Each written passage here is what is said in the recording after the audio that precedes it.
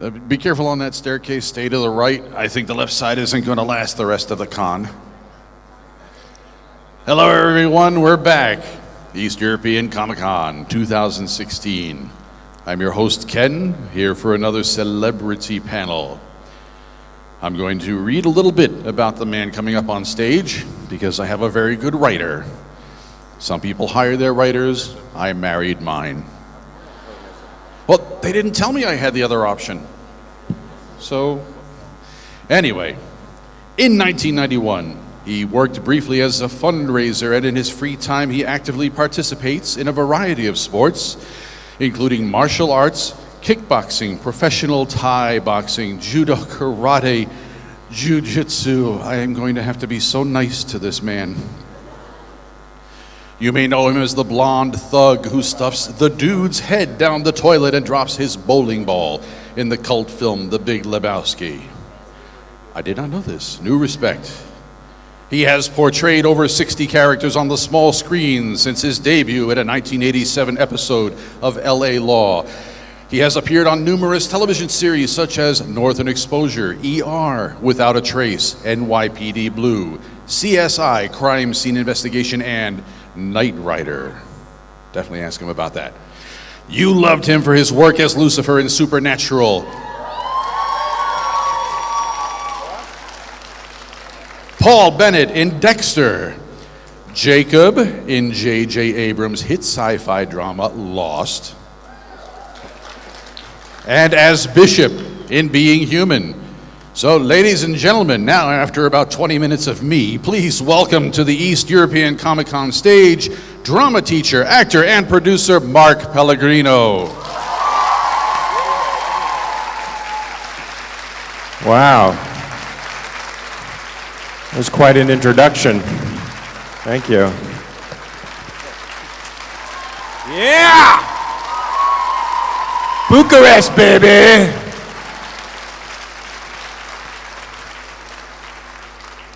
Do we sit? What do you want to do? I'm sitting because he's making me sit. We have a rule. Always make the guests sit first. So it's, what do they call it? Oh, courtesy. Yes. Is that courtesy? Yeah, manners, one of those words I heard somewhere. Whatever. Yes. Okay. So now what are we going to do? Am I fielding questions from you, or am I fielding questions from... We're going to take questions from me until some intrepid people line up at the microphone. But I'm actually...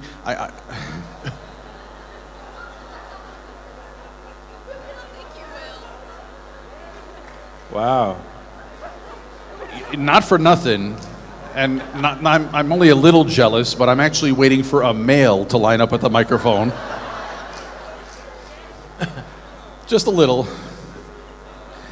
No, I do have to ask you, Knight Rider, are you talking about the original series or one of the remakes? No, I'm not that old, so okay. It was a remake of the series, actually. Okay, then I'm fine. We're going to jump right into it then, because I think we have a full house, so yeah, have at it. Let's jump into it. I might have to have you come up here and ask the questions, because there's an echo and I can't really understand your questions when I'm up here. First of all, what's your name? Diana. Diana?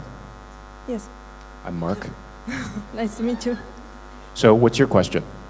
Well, I was wondering, since everyone is here because they like you or admire you as a person or as an actor, I was wondering who is your favorite actor?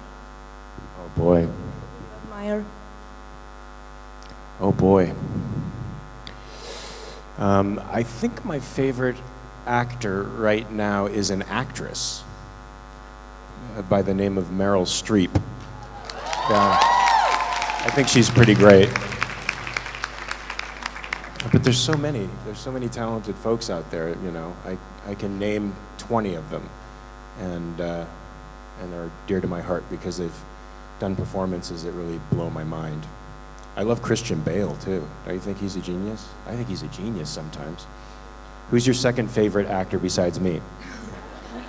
Tom Hiddleston. Oh. Anything else you want to say? Nothing, I'm happy to meet you. Nice to meet you. Like your ears. Hey, what's your name? I'm Andrea. Andrea. So I want, I think, what? It's mine now. You gave it, no, that sounds wrong. So I always thought you're a very intelligent person and you see the world in a very fascinating way. So I'm just curious, if you had the power to change one thing in this world, what would it be and why?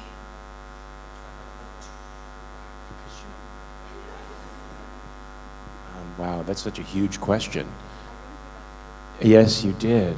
I know. I mean, if I could, if I could change one thing in the world, it would be that everyone could see the value of liberty. And how, right on, baby. Preaching to the converted over here.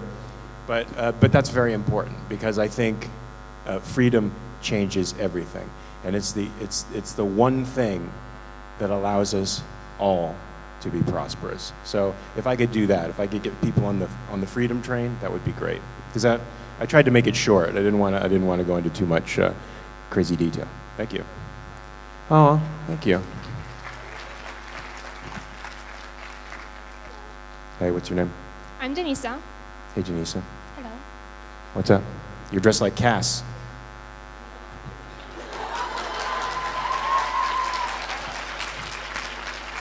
Okay, what's your question? So about Dexter, I have a question. So Paul gets out of prison, right? And he tries to get back to retain the kids. But my question for you is, do you really think he was sorry for what he did? Do you really think he is a changed man? What do you think, since actions speak louder than words? Well, I think that deep down, he must be sorry for what he did. I mean, he tries to get back to the kids and be a good father for them, but on the surface, he still smokes weed and stuff. So. Yeah, for a person to change, fundamentally, you have to do a lot of work. And I don't think Paul did that kind of work. I think he just wanted I think he wanted his family together again. I think he wanted to be back together with them. He wanted to do the right thing, but he just didn't have the tools to make it work, right? He would have needed 10 years of psychotherapy, I think, and then he would have been on the right track. Wow. Okay. Well, that's it, I guess. Okay, good. Thanks. We just delved into Paul's psyche. How many of you guys know the character Paul from Dexter? That's who we're talking about. He was a wife-beating, drug-addled bad guy. Hey. Hello. I'm going to take this. This is mine now, also. I have a question about supernatural, actually, about the time in the cage that Lucifer spent in the cage, the second time he fell into the cage, with Michael and Adam. Where the hell are they? Did you eat them? What the hell happened? Did you guys expect to see them there when you saw the cage? Yeah, but I thought the cage where I have the confrontation with Sam and Dean and Misha and everybody, where they bring me, right? I thought that was a holding cell. I thought it was a different place than where I was with Adam. I think we're in a different room. I think we're in a different room in purgatory, the conference room. And do you really want to see Michael? He sings show tunes. He's going crazy, right? What? Adam. Yeah. They're not in good shape, folks. Yep. One more thing. What you said on Friday about Gabriel and everything. He's alive. Yes, he is alive. How many people believe that Gabriel's alive? Yes, thank you. Thank you. I'm sorry to disappoint you, but he's dead. I was there. I was right there when it happened. He tried to stab me. Get over it. Your brother tried to kill you. I was defending myself. What is that? What is that? It's a bracelet. I bought it yesterday. What is it? That's Gabriel? Oh, yes. Okay, I see. What was your other question? My other question also, what do you think about Misha? Did he do a good job of portraying Lucifer? Because I think many people agree that the bigger part of his portrayal of Cass was actually looking up to you, actually, to your way of playing Lucifer in Supernatural. So what do you think about the job that he has done as Lucifer? Did he channel your sass enough? Oh, I think that's up to you guys. Do you think he channeled my sass enough? Yeah? How many people say no? Wait, you raised your hand. Were you guys afraid to say no? Yeah, I think he definitely he worked very hard at emulating the way that I did things, and came over to our place and talked to us for a while, and we talked about scenes and how to approach it, and my wife sort of directed him through a couple scenes when she was there. I haven't seen it yet, though. I'm on season 8, so I'm way behind. I got a lot of catching up to do, but the one scene that I did see on Twitter that somebody posted was him killing somebody on a road somewhere. That was good. I liked it. I thought it was really funny. So I'm looking forward to seeing what he does with it. Yeah. Yeah. Thank you. Hey. Hi, I'm gonna take this. She just stole my move. I was about to come here and just remind you that Gabriel is alive, but she stole my move, so I'm gonna keep going. Okay, now, jokes aside, we have this scenario where you can't be Mark anymore. You have to be one of your characters till the end. I mean, don't think of them as dead. Let's imagine Paul is not dead and all the other characters are not dead. So which character would you choose to be for the rest of your life? Not a single one that you mentioned. I think the character I would rather be, I don't even know if any of you guys know this character. Do you guys know the character Gavin Q. Baker III? Do you guys watch the show The Closer? Never heard of it? You've heard of it. There's like 3 people in the whole room. But that's the character I would, if I had to be a character for life, that's the character I would be. So now you have to watch those episodes and see if you agree. Yeah? Watch the goddamn thing, don't watch just the episodes. You just cursed. You said a bad word. You said goddamn. You know like that.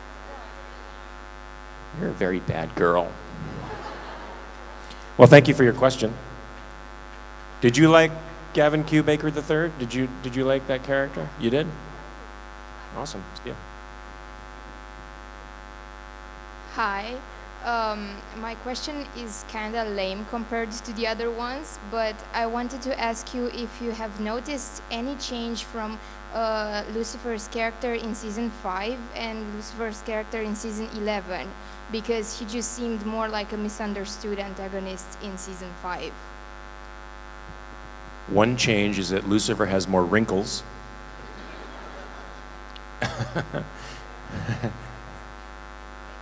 Oh, thank you.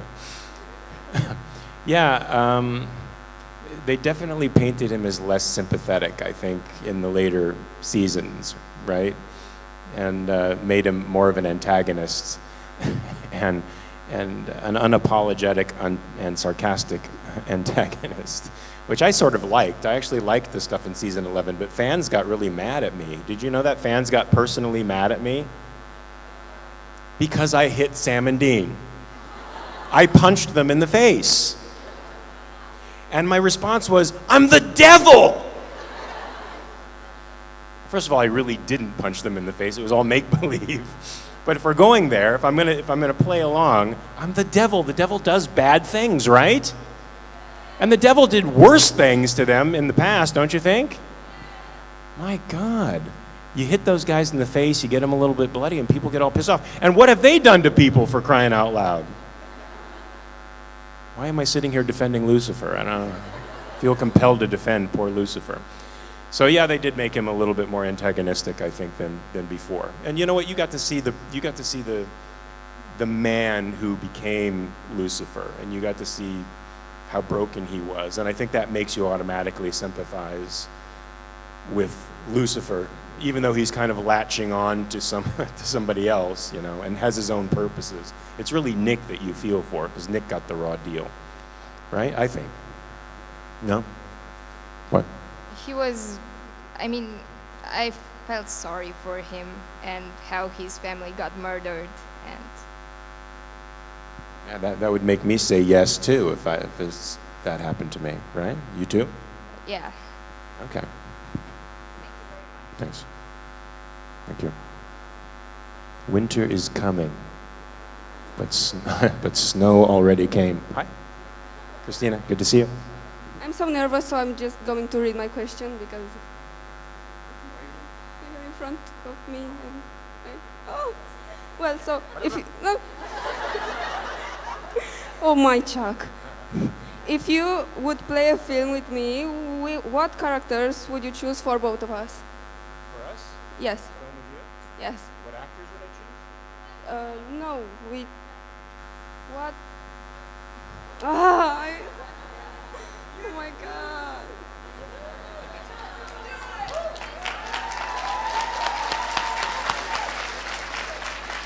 You can do it. What? No. Want me to read it? Yes, read it. I'm so nervous. I can't. Oh my God.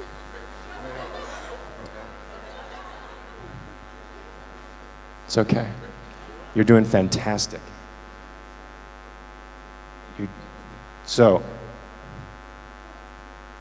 I'm just making sure everything's okay. If you would play in a film with me, what characters would you choose for both of us?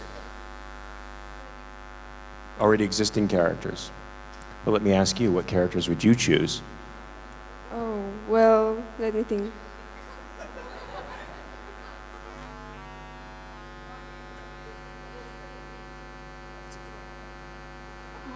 I'm not prepared for this. Neither am I. Nobody's prepared for that question, trust me. But somebody gave us a really good hint over here. They said Bonnie and Clyde. That would be fun, right? You want to play Bonnie and Clyde? Do you know Bonnie and Clyde? They were two real-life gangsters in the 20s that did it. They were like the Suicide Squad. They went on a huge crime spree, robbed banks, did a lot of damage, and then they got shot up with about 100 bullets in the end. Fun, right? Let's do it. Bonnie and Clyde, good work. You did good. You did really good. Well done. Yes, yes. There you go. Very good. Takes a lot of courage to come up here in front of everybody, right? Hi. So my question is, do you know any words in Romanian? And if you do, can you say it? Or I can learn you one. It's du-te dracu, means go to hell. Du-te dragu.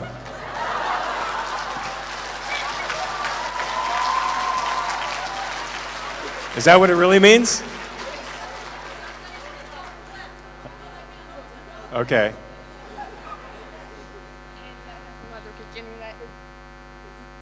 A little bit of Gabriel in my life, a little bit of Cassiel on my side, a little bit of Dean is what I see, a little bit of Sam is what I need. Very good, but Gabriel is dead.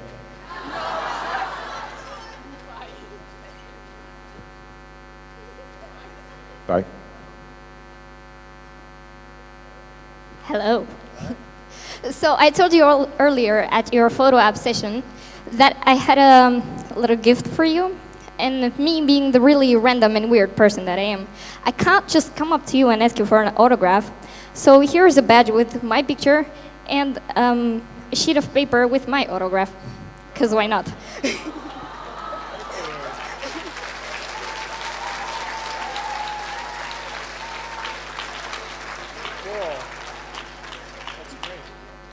You're welcome. And my friend was really shy, and she's afraid of making a fool of herself in public, but I'm not, as you can see. And she is the one that's recording there.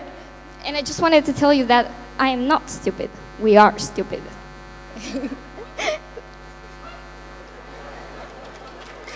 Thank you. I have no idea what you just meant by that. But thank you. How much do I owe you for this? I don't have a ticket. I don't have a ticket for it. A place in hell? You've got it, baby. Good work. This is fascinating. I have a unique point of view from up here, but this is fascinating. Yes. The last time I had women after me like this, I was 12 years old and there was an overdue library book involved. The last time what? I said the last time I had women after me to any of this degree, I was 12 years old and it was an overdue library book. So, wow. I'm going to take notes back here. So my question is about the build-up of the character Lucifer. So you know that somewhere like 5th century, the church assigned every of the 7 deadly sins a demon, and Lucifer was assigned pride. Do you think this sin is the one that characterizes him the most, like the best? First of all, I don't think pride is a sin. I know, but I think that's terrible that we've been told, I'm sorry, I'm just going to get on a soapbox here for a second, that we've been told pride is a sin. Pride is the pleasure you take in the content of your character and in the achievements that you make in the world, and the value that you create. And that's a great thing. Pride is healthy. I want all of you out here to be proud of yourselves. You can't do anything of value without a healthy self-esteem, and that's what pride is. And I say bad things to the church for making us think that pride is a sin.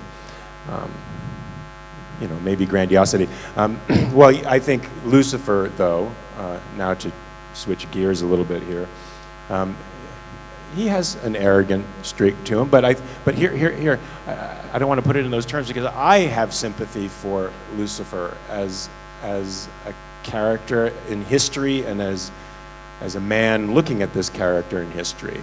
And I think that Lucifer, well, first of all, he gave us our moral sense, if we believe the Bible, and he tempted Eve, right, to the tree of the knowledge of good and evil. So he gave us our moral sense and made us human by doing that, by defying God, which I think is great, defying authority, which I think is great, by being individuals, which I think is great. So I think his argument against God is a very valid one, right? And I think he feels a sense of injustice, and I think that's a very healthy thing. I think Lucifer is actually the healthiest angel of the whole lot. Next to Cass. I think Cass is kind of healthy in some ways too, right? Because he busted out of heaven and he kind of does his own thing, and I like that about all the boys in the show. But anyway, I don't know that I directly answered your question because I got so upset. It was like this kind of pride thing. It was supposed to be about his narcissistic part, which makes him such a great and powerful character. And I was thinking if this is the base that you made this character, like the base you have created this character upon. Yeah, I don't necessarily base characters on psychological profiles so much as finding what the problem the character has and how they're trying to solve it. And I think his problem was, wanting justice. And that's what he was seeking. He may have done it a little bit inappropriately, right? I think killing the human race is probably not the best way to achieve justice. When you're the oldest brother, you just get a little envious on the little ones when they get they get more attention than you. So I guess the reaction was normal. No, I don't think it was about the siblings getting more attention and me being pushed to the side. I think it was about our dad demanding that we do something kind of gross, which is serve a being that was not only less perfect, but downright evil and flawed in a lot of ways, and he saw that as a monstrous injustice. And I don't think that's wrong. I'm sorry. Am I a freak? Yes. Anyway, that's a good question. Cool eyes. Cool. Hey. Hi, so I'm so nervous. So I was just wondering, what is your favorite thing about being a part of the Supernatural cast? Supernatural what? Oh, you know, my favorite thing is actually sort of off camera and all the stuff that goes around Supernatural, because, you know, I think the fandom for Supernatural is a very unique phenomenon, right? It's not just fandom like there is for other shows. I think we call ourselves a Supernatural family for a reason, you know, because we all kind of know one another and support one another in a lot of different ways. And the casts, you know, we're all sort of, we make it known that we're all sort of in this project together. So I like that. I like that, you know, fans are there to support you as if, you know, they're a part of your family. And that's sort of the idea of the show, you know. The family, you know, doesn't stop with blood. It's about loyalties to people that you love because of who they are and what they do. So I love that about the show. I think it's beautiful. Sure, let me get down there because my back will kill me if I lean down. Thank you so much. Thank you,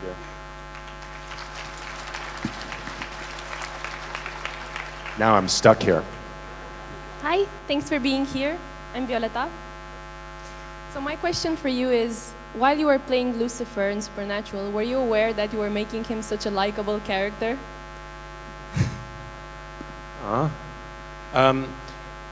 No, I think they wrote it that way. You know, I think they wrote Lucifer as a sympathetic character from the very beginning. You saw Nick as a broken man, and you saw the justification for him saying yes. It made complete sense.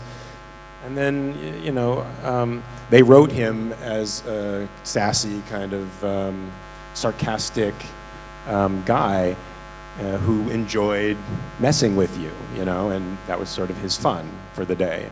And since he couldn't bring on the apocalypse, and you know, and but even when he was, I think he was just, they wrote him in a simple human way so that there was nothing grandiose about it, and I think that made it very likable.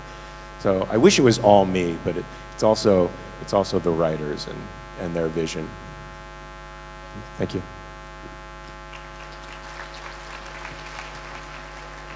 Okay, so given the season finale, I'd like to know if we'll see you in season 12. No.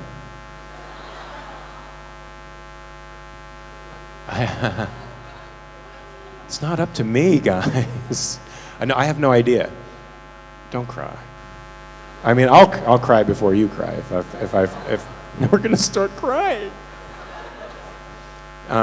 You know, I don't know. I don't know how it ended. I haven't gotten there yet. But from what I've heard from some of the fans who gave me spoilers,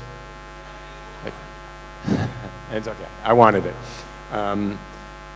There might be room for a Lucifer, and I think if you guys make it known to the writers that you want, you know, Lucifer in season 12, they'll listen to you.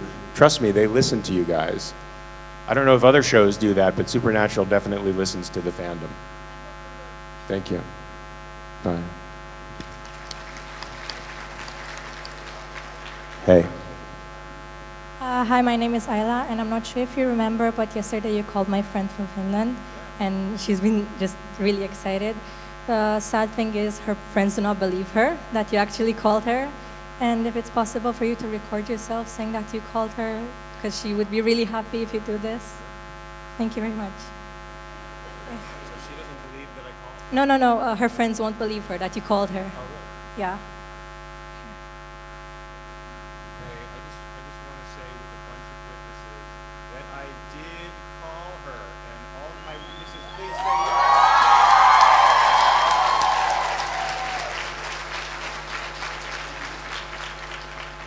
So anybody who doesn't believe it, kiss my... Thank you. And could we possibly take a selfie for Snapchat? Thank you. Okay. No, it's just simple. Thank you very much. Snapchat. Yeah. Hey.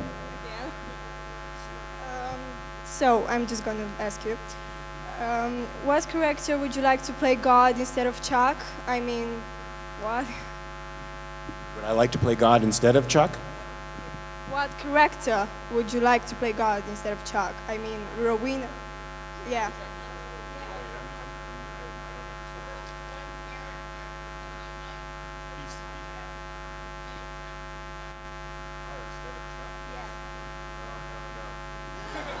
No, Chuck is like my favorite character. I love Rob Benedict in that part, and I can't see anybody else doing it, because he just brings this sweetness and this kind of befuddled humor to it.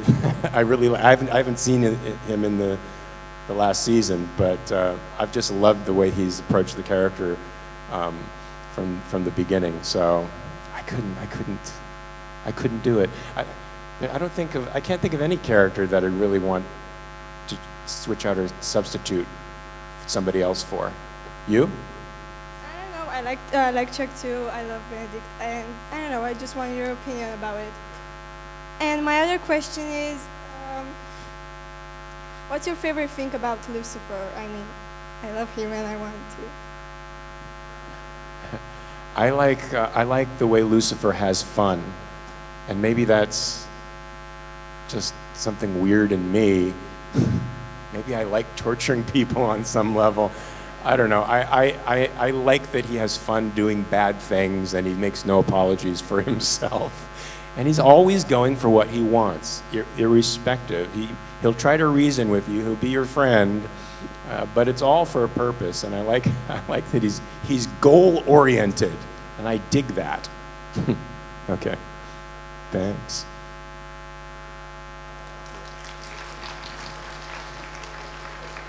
And now, over halfway through the presentation, we welcome our first male to the Q&A. Okay, so I just want to see my face on the screen or something. I have multiple questions. The first of them is, what's your opinion on the difference of portrayal of Lucifer? So we're being taught that Lucifer is this demon, this ugly thing in religion and such, and in the show he's actually an archangel. He's still light. He's just basically just a child that's misunderstood. I think the show reflects the mythology in life. I mean, somehow he evolved. Yeah, baby, that's what I'm talking about. I think somehow he evolved over time into being this fearful-looking, demonic creature. But even in the original myth, he was an angel of light, and beauty, and so I think they just took that reality and transposed it into the supernatural myth. So, and I like that. I like that guy better. Okay, so the second question is, there's another show called Lucifer. And, yeah? Know it? Okay. And the character that plays it, I mean, he is Lucifer and he gets out of hell without any vessels or anything. And he actually is a demon. He's actually really ugly and scary, and he's afraid of his mother, which escapes hell in the season finale. Sorry. Sorry. So what's your opinion on that? Wait, he has a mom? Yeah. Who the hell is Lucifer's mom? And I wonder if they took this from anything in real mythology. Well, look, I mean, the part of Lucifer is big enough, like the part of Hamlet, for anybody to play and bring their interpretation to and have fun with. And I haven't seen the show, to be honest with you. I'm glad that it's out there and that people really resonate with it. It's a different take on the Lucifer mythology, and I think Lucifer is has big enough shoulders to be able to incorporate both interpretations. So I'd like to see it. I'd like to see it. Not in a judgy way, like, nah, Lucifer, my ass. No, but you know, is to enjoy whatever journey that character is going through. Yeah. Thanks, man. Oh yeah. Okay, so now you said you didn't see the season finale, of the season 11. Okay, so sorry if I give you any spoilers or anything. Okay, yeah, small one. Okay, without microphone.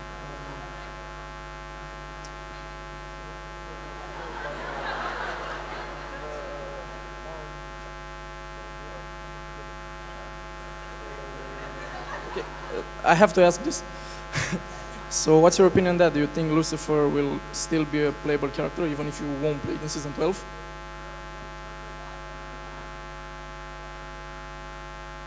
Okay, here's what he said.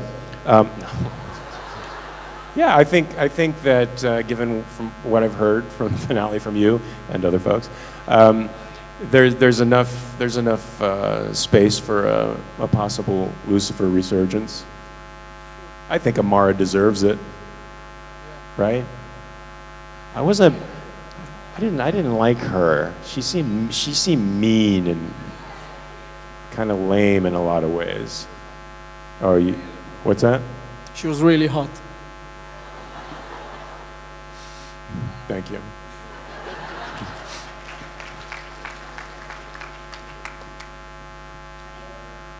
Hi. I have two questions for you, and I'm going to break the whole supernatural flow, so I hope you don't mind. First, I would like to know, what do you think makes a good fantasy story? Oh, wow. I mean, I think what makes a good fantasy story is what makes any good story. Characters that are compelling, that have a problem to overcome that is also compelling, and that those problems and those characters have something in them, regardless of how big the scope is, that's relatable to you, that's human, right?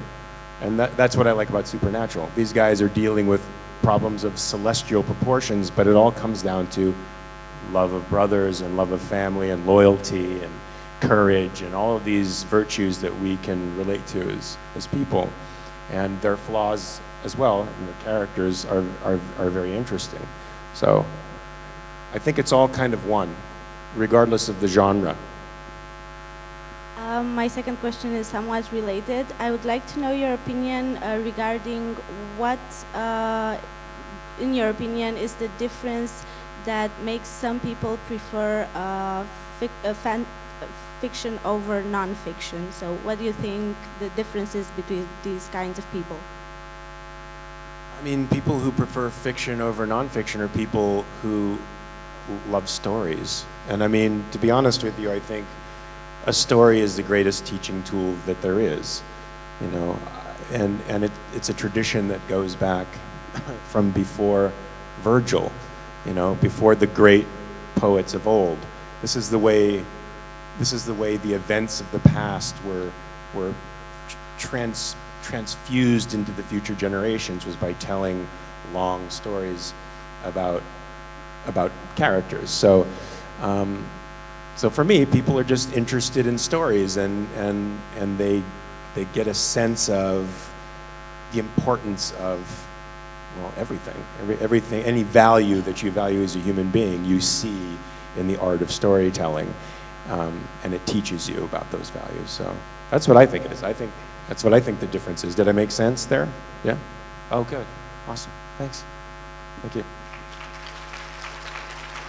Hey. Hi, I wanted to ask you, can you do an impression of some of the cast members?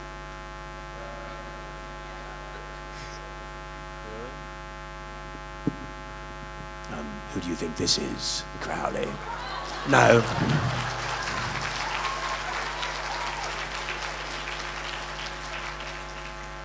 I'll try to speak to you as Crowley at the moment. Hello, darlings. Ask me a question, will you? Ask me anything. No.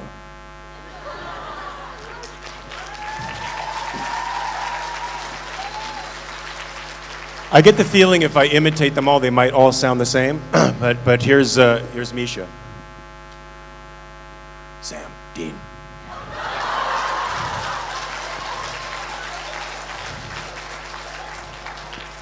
I don't know what that means. Here's Dean. Sam!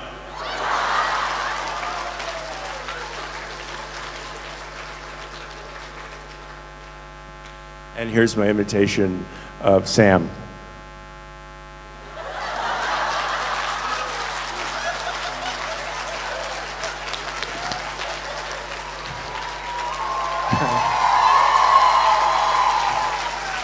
I love you, Jared. You know I do. Is that okay? What? Yeah, it was really good. And second question, do you wear the bracelet that I gave you? I have it upstairs. Oh, okay. Thanks. Oh, can I hug you because I'm going to leave? Thanks so much. I hope I'll see you. Yes, thank you so much. And that was a great bracelet. Thank you. Thank you. Hey. I'm Catalina. Nice to meet you. My first question is about your career path. I would like to become an actor, but I'm very afraid of it. I am in 2 different colleges, and none of them are about acting, because I do not have any certainty. Do you think I should follow this dream? And what was it like for you?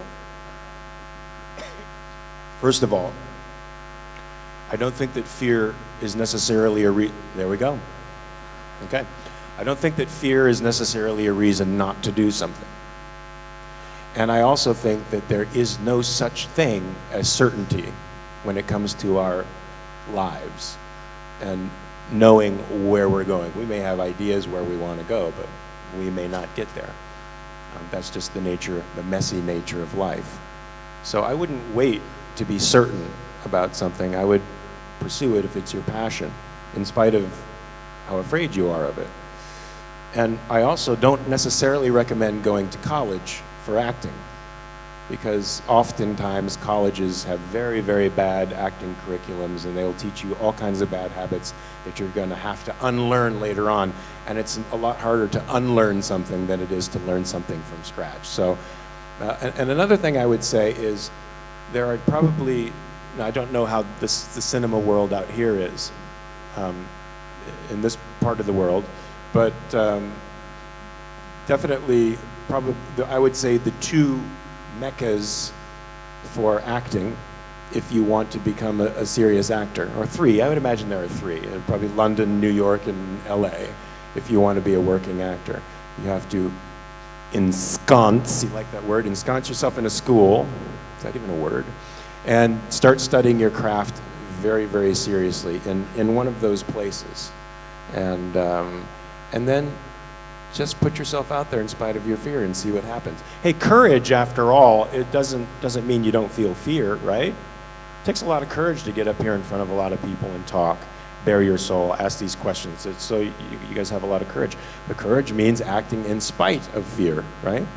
So don't pay attention to your fear anymore, and if this is something you want to pursue, do it without safety nets. That's probably the worst advice you're ever going to get. My second question is what your favorite author is. Well, my favorite author, I think, is one of the most important authors in all of human history. That's a huge thing to say. She's very controversial. I don't know how controversial she is out here, but she's very controversial in the States. I'm talking about Ayn Rand. Ayn Rand is my favorite author because she writes on a number of different levels. She doesn't write fiction, and a lot of people don't like her style, which is romantic realism. But if you do resonate with that style, she also writes about deep philosophical issues, and she does it in story form, which is a level of talent that I can't even imagine. And pretty much everything that she wrote about, in one of her books in particular, is happening now, and she wrote it in the 1950s. So I think she's a very powerful writer. One more question. Did it hurt?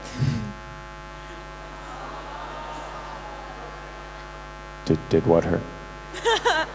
When you fell from heaven.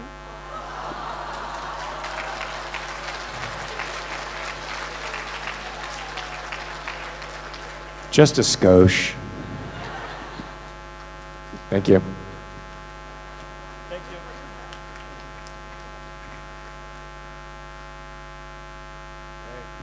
Hello. My name is, promise you won't kill me again if I say my name. Gabriel. Okay. My question for you is, who is the person who influenced you most of time in pursuing with your acting career?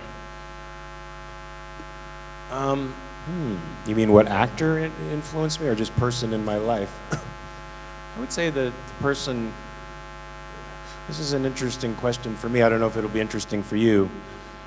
Just start throwing things at me if I go on too long.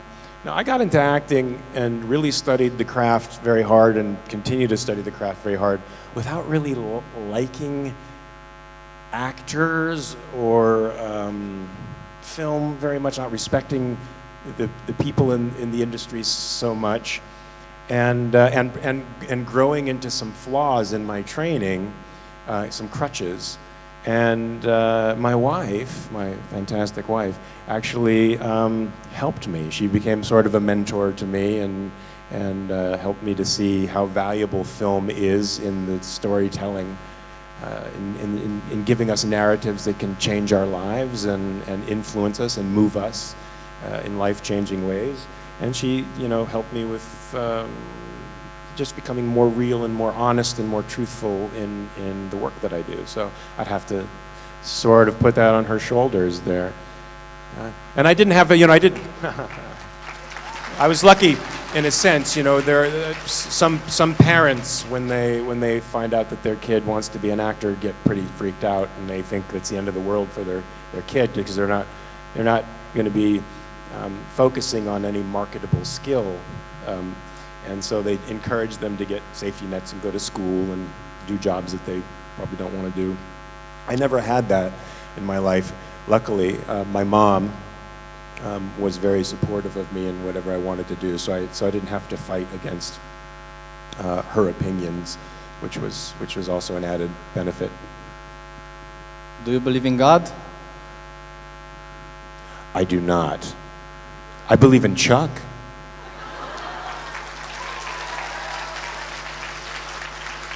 Do you believe in God? I believe in Chuck too. Well said, my friend. Thank you.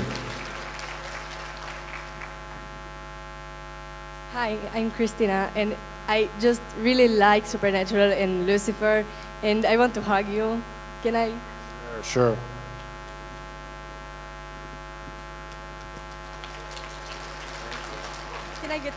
Can I get a selfie for Snapchat? Oh, see, now that I've done this, now that I've done it one time, see, this is why they get upset with me and hate me. Hi.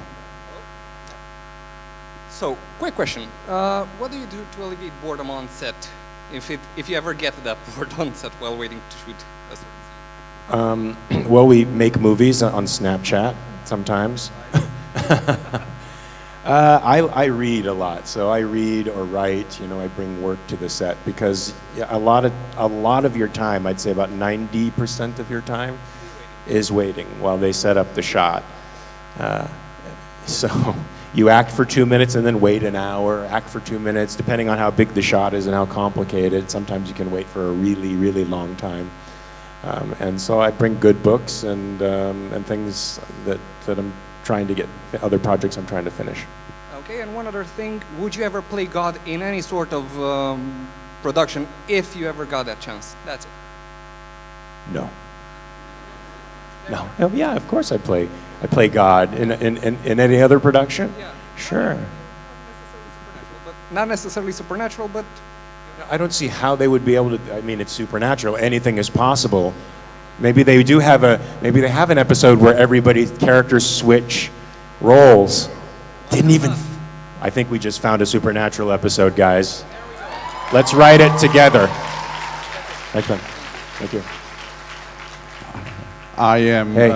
I'm very sorry at this point. Just to remind you, we're going to have to rein it in a few minutes. Okay. I think we have time for one long question, 2 short questions, maybe 3 hugs. I don't know. Perfect. But 2 or 3 minutes. Sorry. Okay. Wait. What's your name again?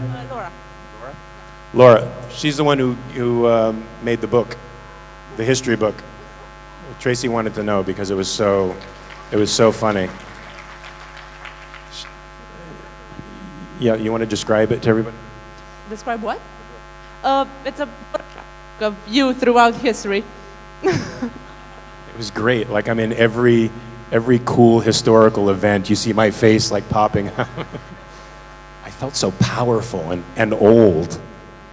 Anyway, go ahead. Well, my question is for a fellow horror and zombie enthusiast, and I think you're a fascinating person, and I wanted to know your opinion. I don't know if you know this. There's a book, more of a compendium of essays called Zombie Apocalypse Now, The Walking Dead and Philosophy, and they talk about some really cool stuff like the concept of the other in the horror genre, and especially in the zombie subgenre. And the idea is usually that the other is the monster, therefore the zombie. But they're talking about the division between humans, good and bad, moral, immoral, and the other becomes human too. And I was wondering if you agree, if you've met this before in your work, the idea of the other, basically. Of the other. What do you mean by that? The negative to our human positive, for example. But like I said, in the zombie genre, they're trying to create the negative in humanity, not just the monster versus human. Yeah, that's definitely a great evolution for the zombie genre. I like that, that what you fear is not the zombies so much, but the way people respond to the apocalypse. And wait, I forgot the thread of the question, though. What was the rest of it? Have I ever confronted that? What do you think about this I don't know. I've never agreed with the creators of the zombie genre that the zombie genre represents the things that they say it does. Right? They talk about the consumerist society and the zombies of the consumer society. I get a sense that it's something else. I think we sort of endorse a cannibalistic ethics as good, and I think that these artists who are in the zombie genre sort of understand that, and so the zombies to me represent something a little more insidious than consumerism, and more like a sort of understanding that the collectivist notions that we hold to be good are actually killing us and consuming us and eating us alive, and will end in sort of a nihilism. But that's just my take on it. We're getting really, really... Welcome to another episode of Deep Thoughts by Mark Pellegrino. Anyway, that's what I think. Yeah, thank you. Thanks. Thanks. I'm sorry, but that really did fall under the category of one long question. Yes. And that did kind of take us to the end of the session. I am very sorry. Don't shoot the Copy messenger. We have 30 seconds left, and as the presenter, I'm going to reserve the right to indulge one last question. Mark, only because you've been very good at giving out some advice to the aspiring actors. I can tell you that based on some of the other guests that we've had here, we've heard a lot about method acting, or completely opposite, not any kind of training acting whatsoever. But you're trained in a different method, the Meisner Method. Meisner, but the method just sort of describes an organized attack on acting. So, okay. I mean, it's sort of an umbrella name for the Stanislavski technique. Okay. And Meisner came out from that, and Adler and Lee Strasberg, all the people that are associated with the method, more or less, use variations of the Stanislavski technique. Okay, all right. So I didn't know if it was something new, exciting, and drastically different that we should know about. If it's all under the same umbrella, then that's fine. It's good. Well, I think Meisner focuses on listening and being in the moment, and other techniques don't. And I think that is one of your primary tools when you're working. If you want to work spontaneously and be unpredictable in your work, you have to listen. Most people don't, and it's a skill that a technique like the Meisner technique can teach you. It's one more name to look up if you're looking for methods. So we are completely out of time. I'm just going to say, ladies and gentlemen, Mr. Mark Pellegrino.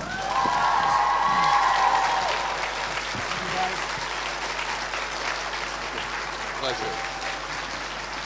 Thank you.